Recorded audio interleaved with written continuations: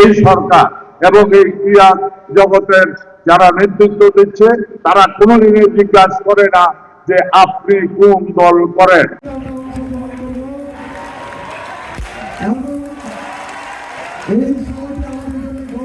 যে সমস্ত স্কুলে খেলার মাঠ আছে, যদিও আমি ক্রীড়ামন্ত্রী নয়, আপনারা শুনেছেন আমি কিন্তু মাননীয় ক্রীড়ামন্ত্রীকে অনুরোধ করেছি, ভাই এখানে তো একটা ক্রীড়া ভিলেজ করা হবে,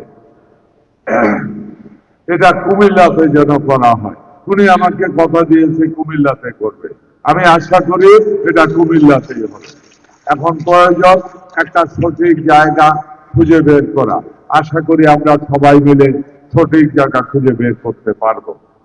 স্কুলের যে মাঠগুলি আছে এটার জন্য আমি ক্রীড়া মন্ত্রণালয়কে আমি অনুরোধ করেছি, এখানে আপনার জেলার বিভিন্ন স্কুল, এই যে আমরা সৌভাগ্য নয়, দেখেন বিভিন্ন বাজার এলাকা থেকে আমরা জাতীয় ফুটবল টিমে অনেক প্লেয়ার ছিল, আমার ভালো লাগছে এখন ক্রিকেট টিমে আজকে যারা এখানে খেলেছে আমি বিশ্বাস করি এখান থেকে টিমের মধ্যে আমি আশা করি সবাই যদি না হয় বেশিরভাগ ক্রিকেট প্লেয়াররা আজকে এখানে যারা খেলেছে একদিন আন্তর্জাতিক পর্যায়ে খেলে দেশের সুনাম নিয়ে আসবে ইনশাআল্লাহ।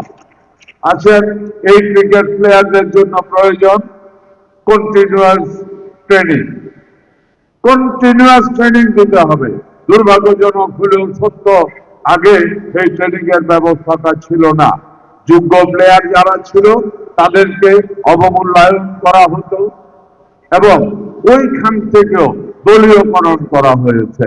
আজকে আমরা এই খেলাতে যারা আছে, এখানে যারা আছে, আমরা কোনোদিন এই সরকার এবং এই ক্রীড়া জগতের যারা নেতৃত্ব দিচ্ছে তারা কোনোদিনই জিজ্ঞাসা করে না যে আপনি কোন দল করেন।